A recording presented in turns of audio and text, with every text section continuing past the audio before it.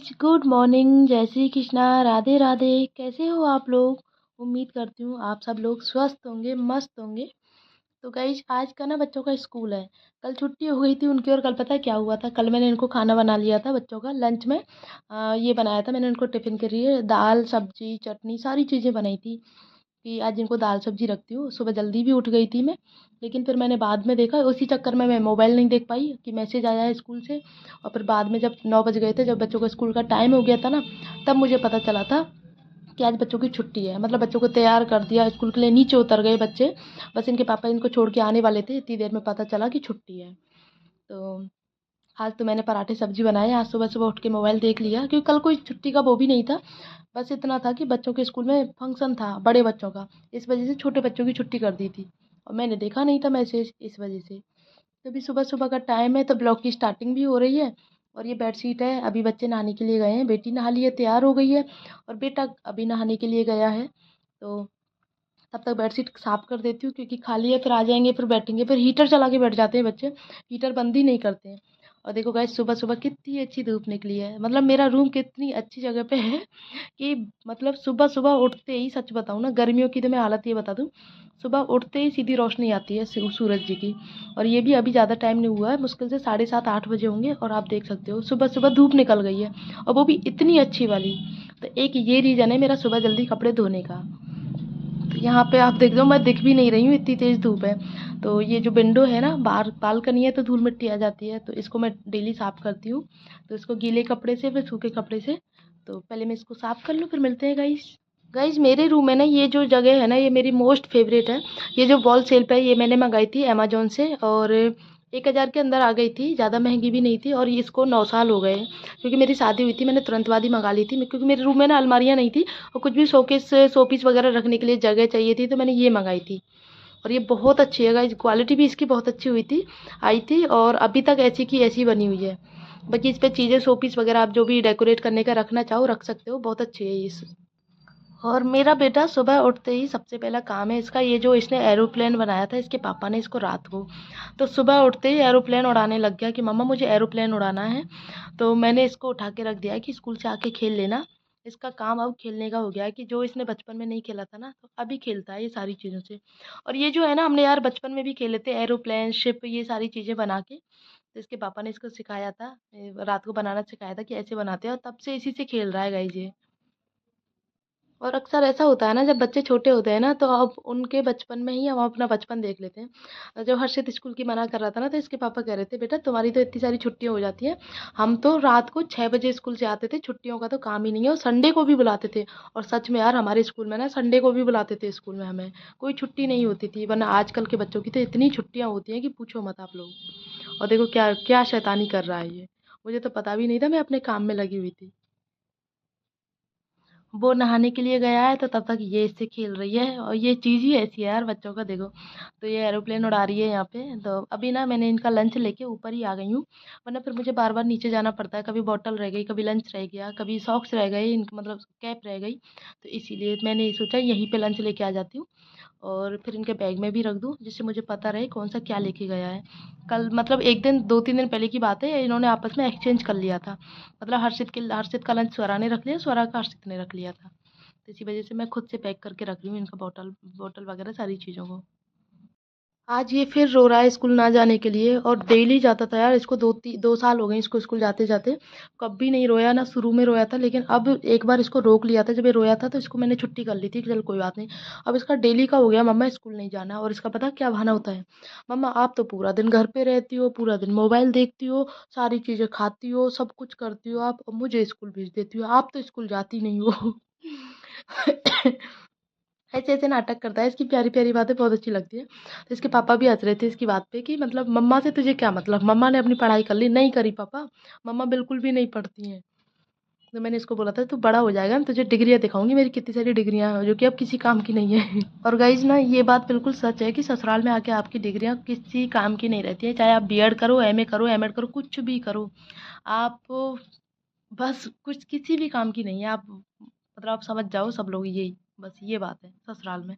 और मैं ज़्यादातर मतलब हर किसी की बात नहीं कर रही, ज़्यादातर के साथ में यही होता है। तो अगर आप मैं तो यही कहती हूँ, अगर आपको गवर्नमेंट जॉब की तैयारी करनी है तो आप शादी से पहले ही करो, शादी के बाद तो कुछ भी नहीं होता है।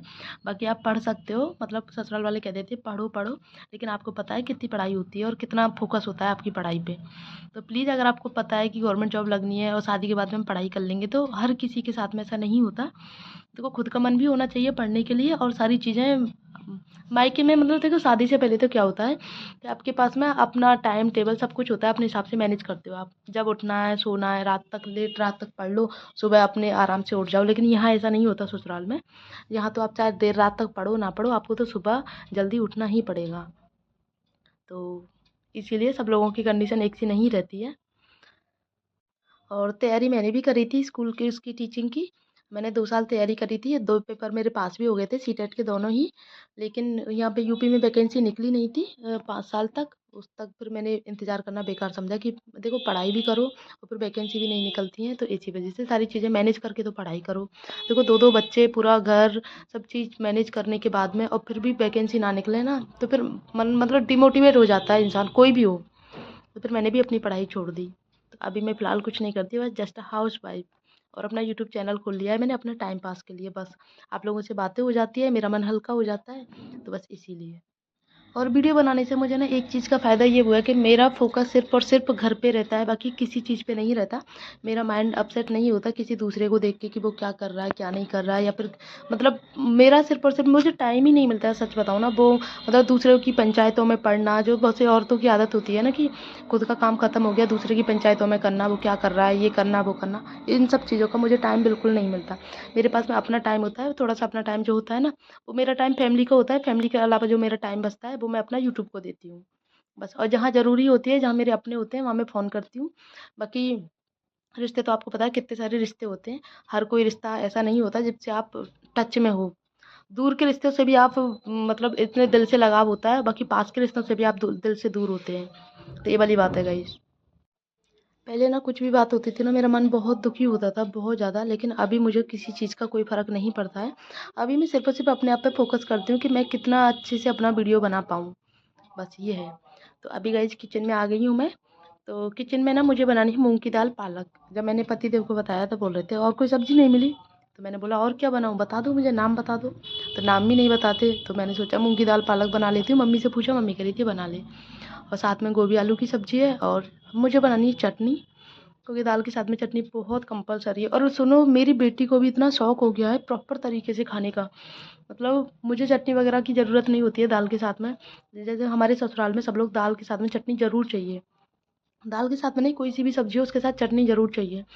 तो मेरी बेटी को भी यही हो गया और बोल रही है मम्मा लंच में भी रखा करो मेरे लिए चटनी। लेकिन सुबह-सुबह इतना हो नहीं पाता है कि मैं उसके लिए चटनी भी बनाऊँ, क्योंकि लाइट नहीं होती है कभी-कभी, और फिर सुबह का टाइम तो आपको पता है कितना जल्दी वाला होता है। तो शाम को वो ज़रूर से चटनी खाती है। आजकल सर्दियों में ना इतनी लाल-लाल गाजर आ रही हैं, उनको खाने में मीठी भी लगती हैं और देखो फ़ायदा भी करती हैं। अगर लाल गाजर आप खाते हो ना, आपके चेहरे पे नेचुरल ग्लो आता है, ये फैक्ट है। आप इतना फेशियल से भी जो ग्लो नहीं आता है, वो आप नेचुरल चीज़ें खाओ इस टाइम पे सर्दियों में। टमाटर, गाजर, और मोस्टली गाजर तो आपको मतलब आपको खुद से देखने को मिल जाएगा। आप लगातार 10 दिन 1 गाजर रोज़ खा लो, तो आपको चेहरे पे अपने आप ऑटोमेटिक पता चल जाएगा। और देखो मैं तो मेरी बताऊँ, मुझे तो याद ही नहीं रहता। मम्मी याद दिला देती हैं तो कभी-कभी खा लेती हूँ, बाकी फ्रिज में रखी रहती हैं। और फ्रिज की चीज़ें देखो पता है, फिर उनको मतलब कम से कम आधा घंटा उसको रूम टेम्परेचर पे रखो, तब खाने लायक होती हैं।